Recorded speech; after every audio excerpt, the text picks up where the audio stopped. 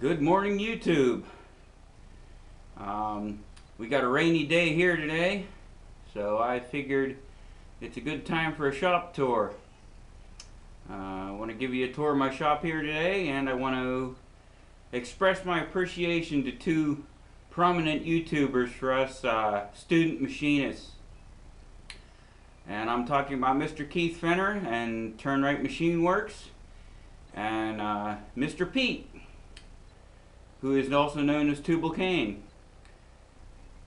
Check out these guys' channels. They're a real godsend to us people who are trying to learn machine tools, trying to learn a trade that seems to be kind of losing itself as far as manual machining goes. Everything's gone to computers, and while that's all well and good, it's still good to keep the old skills alive. So many thanks to these two guys on YouTube. I've learned a lot from you. I'm sure a lot of us on here have learned a lot from you. And keep up the good work. And now I'm going to give you a tour of my shop. Show you what I started out with and what I have now. So on with the tour. This was one of the first pieces of equipment that I acquired when I started to gain an interest in machining. I'm sure some of you recognize this, probably have one sitting on your bench. This is your standard made in China little 7x12 mini lathe, and I got this one from Cummins Tool Sales. It came with a bunch of tooling, the rests, and it was my first lathe really that I learned machining on. Got the quick change tool post for it, as you can see. That's a good upgrade for these lathes.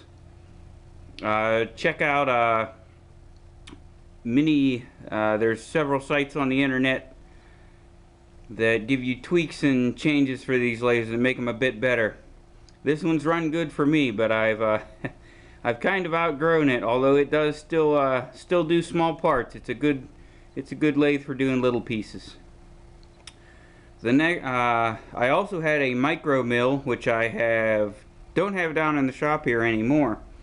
It went up to the other small workstation I have up at the house, and it's being used for more of a precision drill press, because I went to this lathe over here, or this mill over here, which, let me get a better picture. This mill here is a mini mill. Bought this from Grizzly Industrial in Pennsylvania, and it's been a good mill. It was an upgrade from what I had. Converted it to an R8 spindle because I happen to have R8 tooling. Got the parts for that from the little machine shop. Any of you that have one of these small mills, check out their site. There's a lot of good stuff on there for them. Also some tweaks and changes to make them a little better. The newer models have a spring lift arm on the side, and I switched this back to the previous, which is an air cylinder lift arm. It works a lot better, and it gives you more travel on the mill. But this also has taken a back seat now. And I've moved up, partially because of my two YouTube teachers and my interest in old equipment. And I'll show you I'll show you the replacement for this. This is my big project.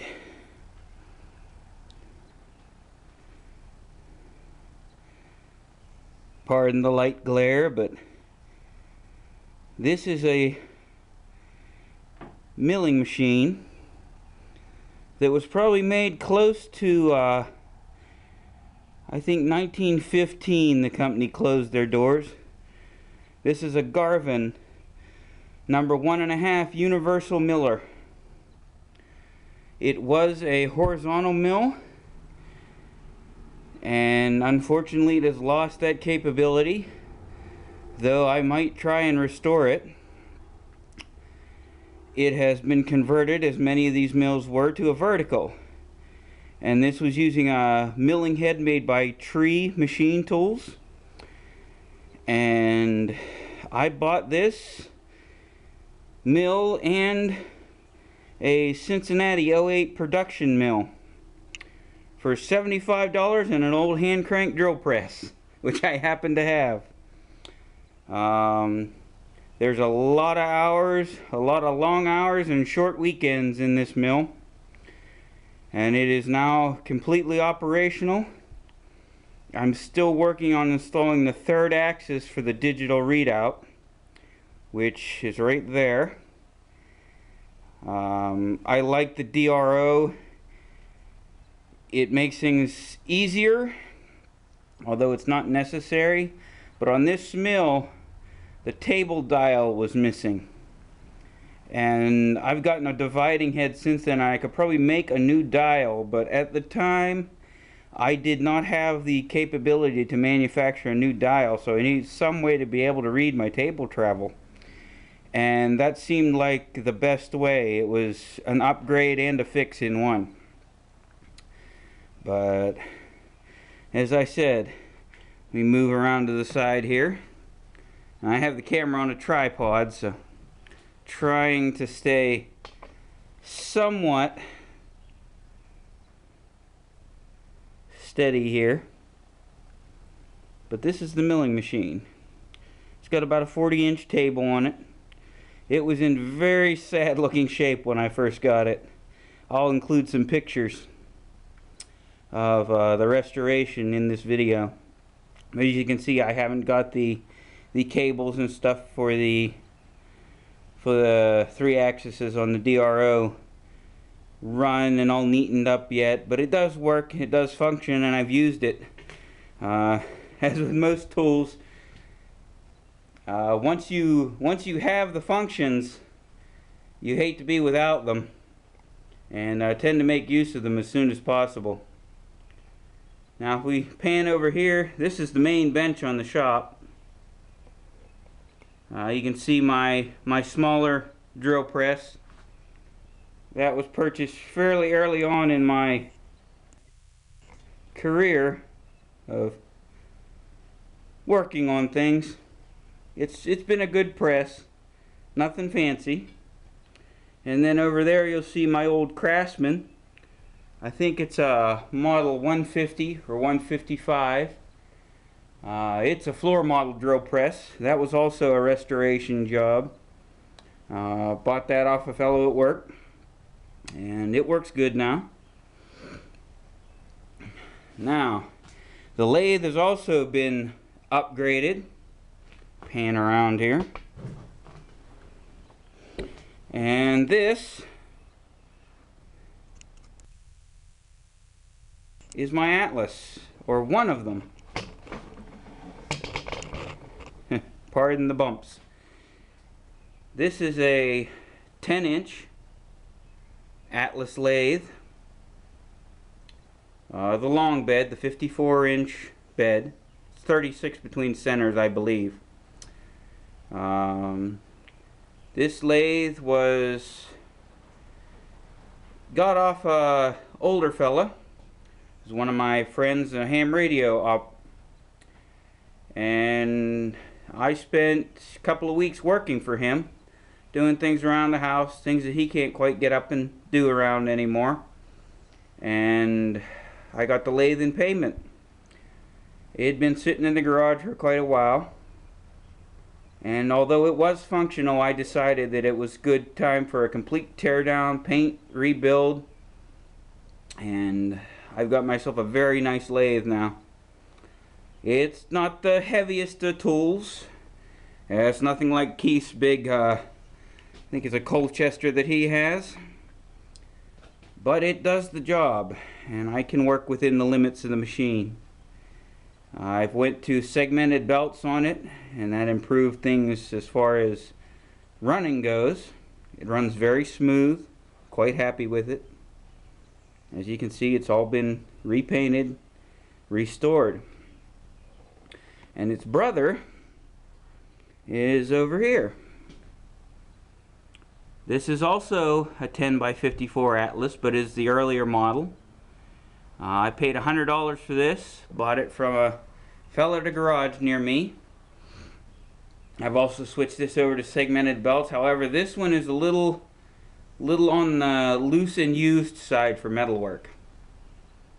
Although I do stuff on it that I don't want to do on the main lathe, grinding, things like that, to keep the dust and stuff off the lathe that's in better shape. As you can see underneath the wooden handles there, I do wood turning, and this lathe does mostly duty for wood turning.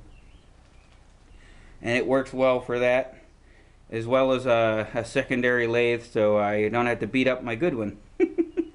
It needs a new lead screw. The lead screw's knife edged. It's been used a lot. But it's still a functional lathe, if not in the best of shape.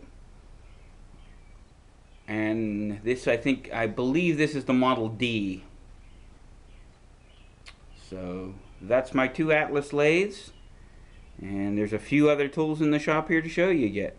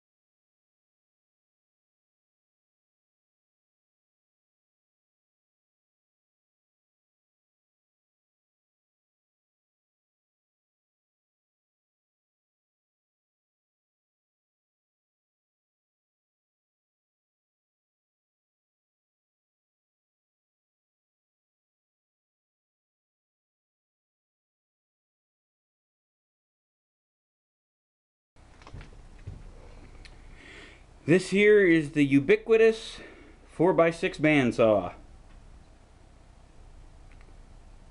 Other than I bought this shortly after I bought the lathe.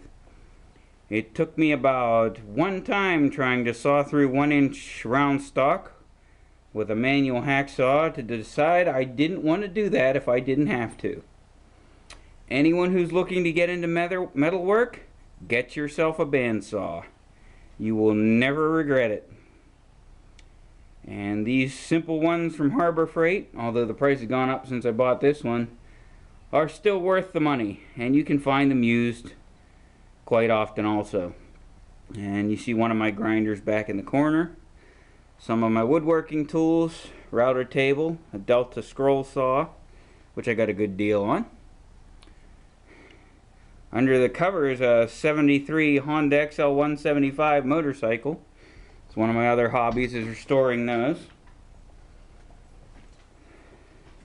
A big old vise, which was my grandfather's, and it's seen a lot of use and probably will see a lot more. I think everyone who's had a history of people in their family who are into repairing things has one tool that has moved on with the generations. And I'll probably hand this on down to my kids if and when I find someone who will put up with me. My air compressor there is kind of out in the open right now. I have a second compressor that I'm putting in as a main air system, so this one's just kind of doing duty as the shop compressor until the main one gets hooked up. You see my puppy there wandering around. Her name's Karma. She's a Siberian Husky. And there's a shop press over there and a sandblaster, which is only used outside. You want to keep the abrasives out of the shop. A couple of sanders over in the corner. There's my toolboxes, including the wooden center one is my machinist box. Not actually a machinist box because it does not have the drawer for the book. I picked it up at Harbor Freight. It was a fairly good deal, and it is a nice box. Unlike most of them you get up there, I mean this one is actually fairly nice. I'll show it to you. And let's move over there. Okay, I said I'd show you this box. So this was about $75 when I purchased it. It's a nice felt lined box. I have most of my dial indicators, dial test indicator, stare at speed indicator. Tubal Cain will know exactly what that is, and I'm sure Keith knows about it too. But I have those in the top part along with some other things.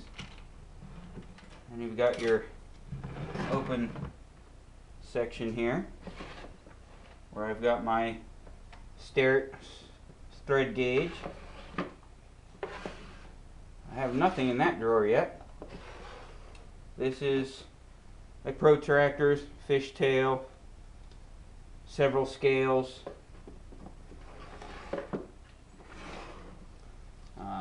my spring-loaded tap guide, wiggler set, and you'll see these little packs of desiccant. Where I live, we're constantly fighting with rust, so I try to keep it off my tools. Here's a few tool bits. I don't like keeping tool bits in my machinist box. These are a few new ones and some specially ground ones, and these are the plates for my dividing head. Then I have a collection of some older micrometers. Not sure what this. Oh, this one is a Craftsman. This is also a Craftsman. I picked these up off of eBay actually. This one, says Reed Small Tool Works, Worcester, Mass. So that's a Reed.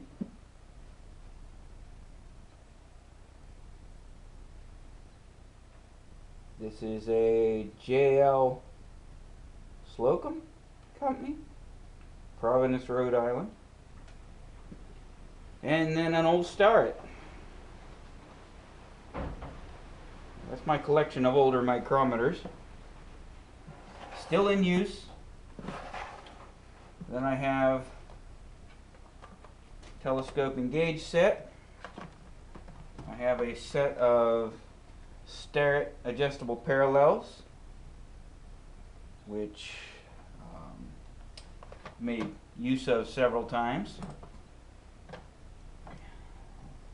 One triangular file, a couple of these, and that's about all I got in the box at the moment. But like I said, fairly good box for the price.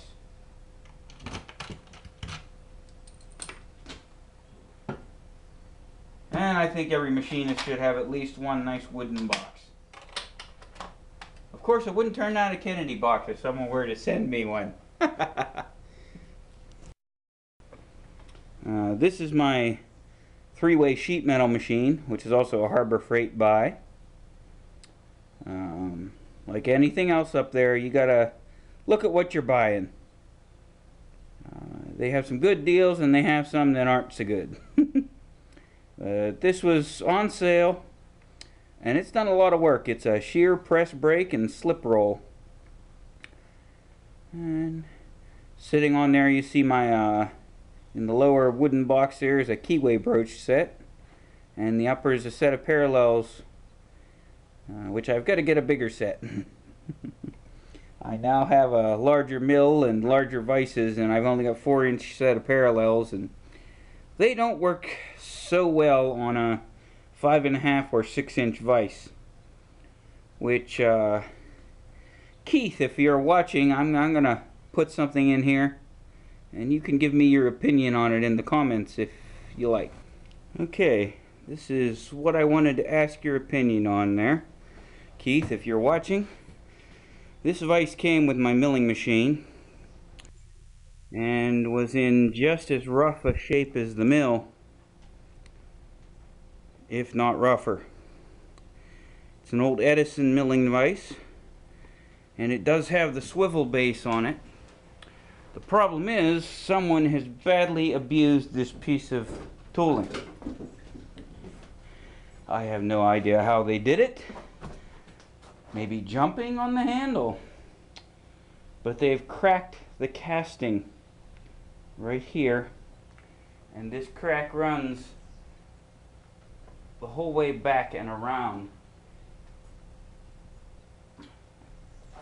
And it is cracked on both sides. I don't know if it is fixable. The jaws are still fairly flat as far as measurements go. They have gummied another cap screw into it here, which is holding the jaw here. I'm not sure how that was done. I have not had this jaw off the vise. But in your opinion, would this be fixable? I hate to throw away a good piece of American-made equipment.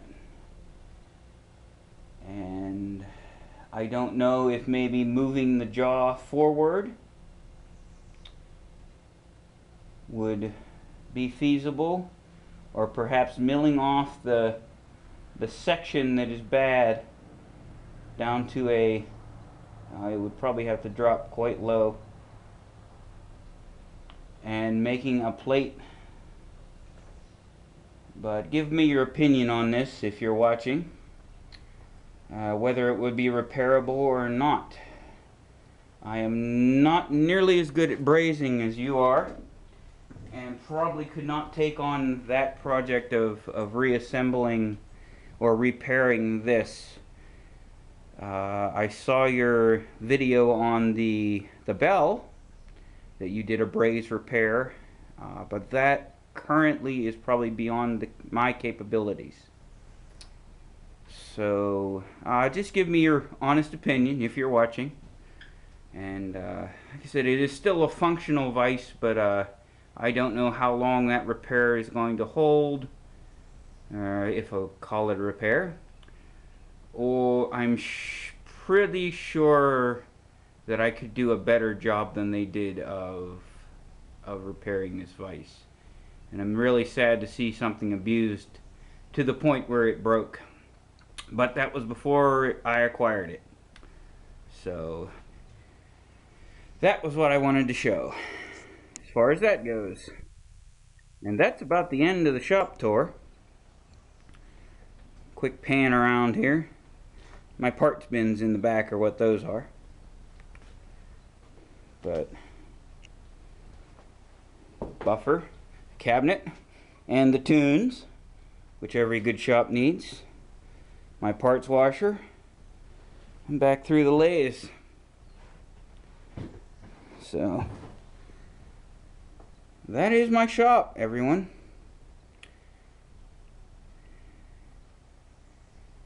Now let's see here.